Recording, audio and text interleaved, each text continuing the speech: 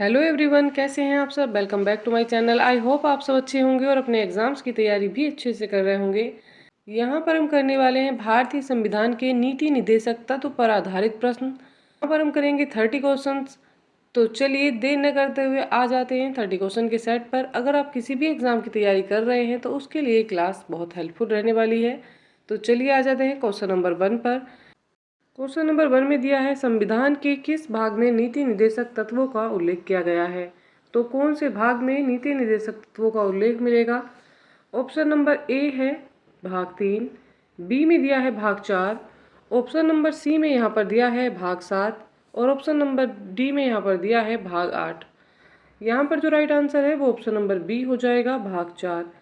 संविधान के भाग 4 में नीति निर्देशक तत्वों का उल्लेख मिलता है। ऑप्शन नंबर जो बी है ये करेक्ट है। देख लेते हैं क्वेश्चन नंबर 2।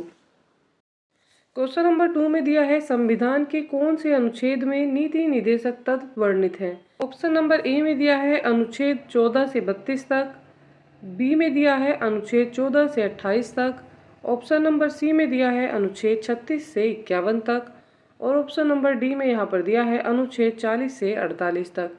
यहाँ पर जो राइट आंसर है वो ऑप्शन नंबर सी हो जाएगा, अनुच्छेद 36 से 51 तक। संविधान के अनुच्छेद 36 से 51 तक नीति निर्देशक तत्वों को वर्णित करते हैं। ऑप्शन नंबर जो सी है ये करेक्ट है। चलिए देख लेते हैं क्वेश्चन नंबर 3। क्वेश्चन नंबर 3 में यहाँ पर दिया है राज्य के नीति निर्देशक तत्व कहाँ के संविधान से लिए गए हैं। तो ये कहाँ के संविधान से लिए गए हैं। ऑप्शन नंबर ए में दिया है कनाडा, बी में दिया है स्विट्जरलैंड, ऑप्शन नंबर सी में यहाँ पर दिया है आयरलैंड और डी में दिया है ग्रेट ब्रिटेन। यहाँ जो राइट आंसर है ऑप्शन नंबर सी हो जाएगा, आयरलैंड। भारतीय संविधान में नीति निर्देशक तत्व जो है आयरलैंड के संविधान से लिए गए हैं। ऑप्शन नंबर जो सी है ये करेक्ट हो जाएगा। देख लेते हैं क्वेश्चन नंबर 4। क्वेश्चन नंबर 4 में यहाँ पर दिया है राज्य के नीति निर्देशक तत्वों का एक उद्देश्य क्या है। तो क्या इसका उद्देश्य है बताना है।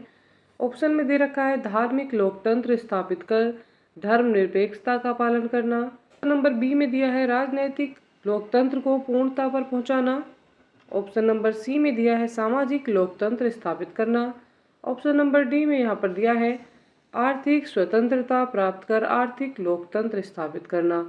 यहाँ जो राइट आंसर है ऑप्शन नंबर सी हो जाएगा, सामाजिक लोकतंत्र स्थापित करना। ये राज्य के नीति निर्देशक तत्वों का एक उद्देश्य होता है। ऑप्शन नंबर जो सी है ये करेक्ट है। देख लेते हैं question number 5।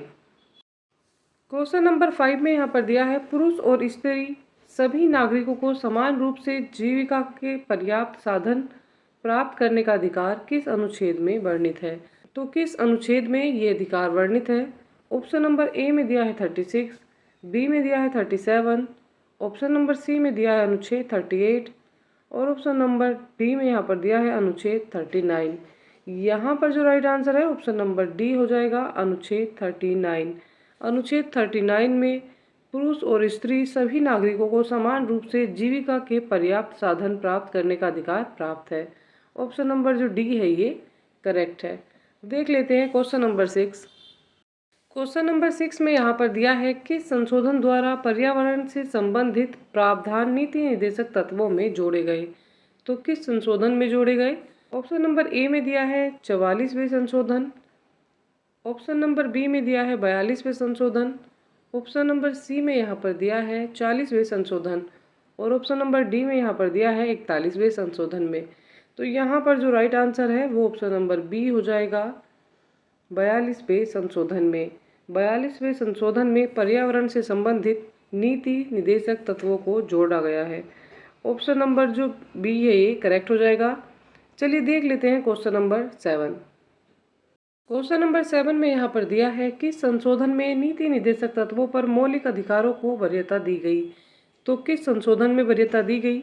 Option number A में दिया है 42वें संशोधन में, बी में दिया है 44वें संशोधन में, ऑप्शन नंबर सी में यहाँ पर दिया है 46वें संशोधन में या ऑप्शन नंबर डी 47वें संशोधन में।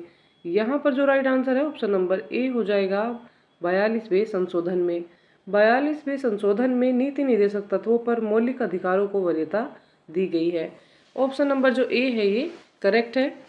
देख लेते हैं question number 8।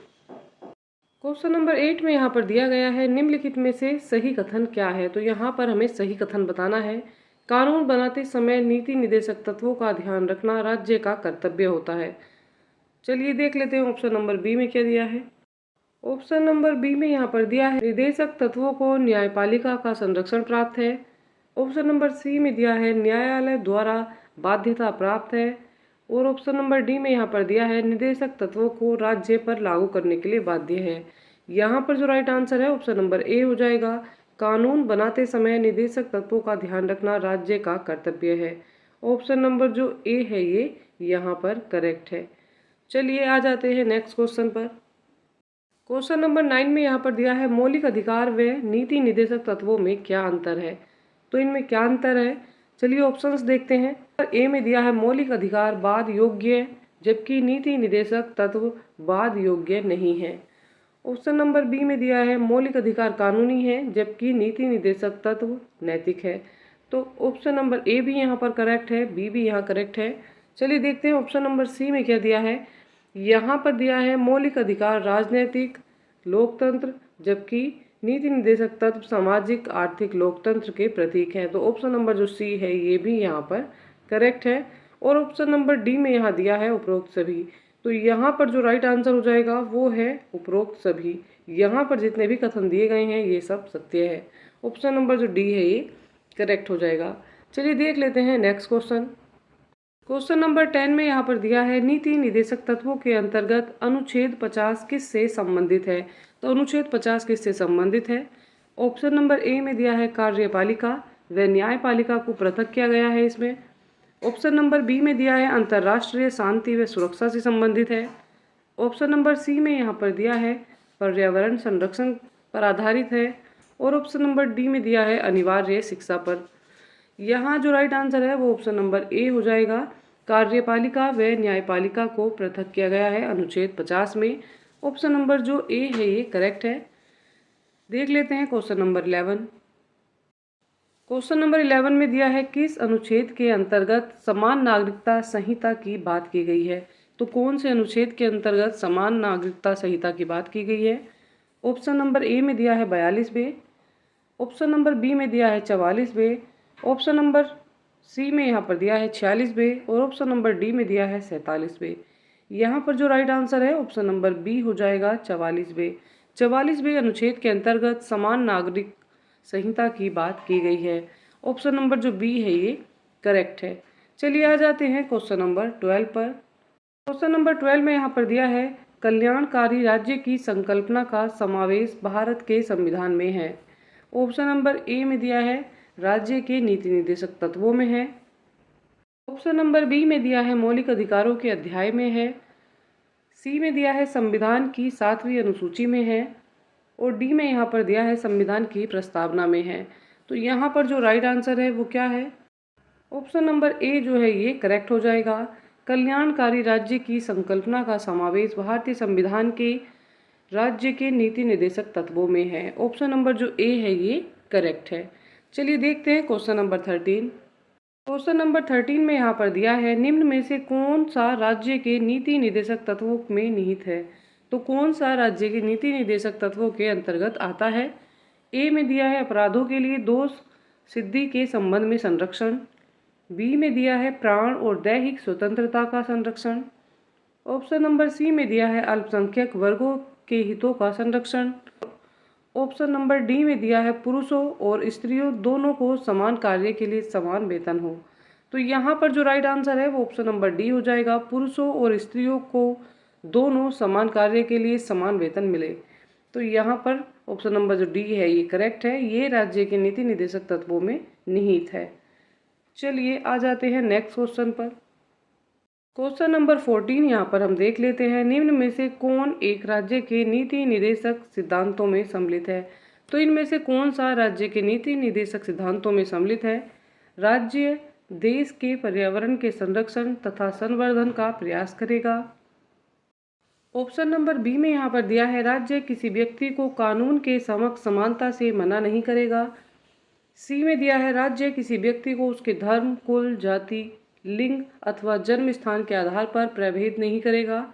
Option number D में यहाँ पर दिया है अस्पृश्यता का प्रवर्तन करेगा। तो यहाँ पर जो राइट आंसर है वो क्या हो जाएगा?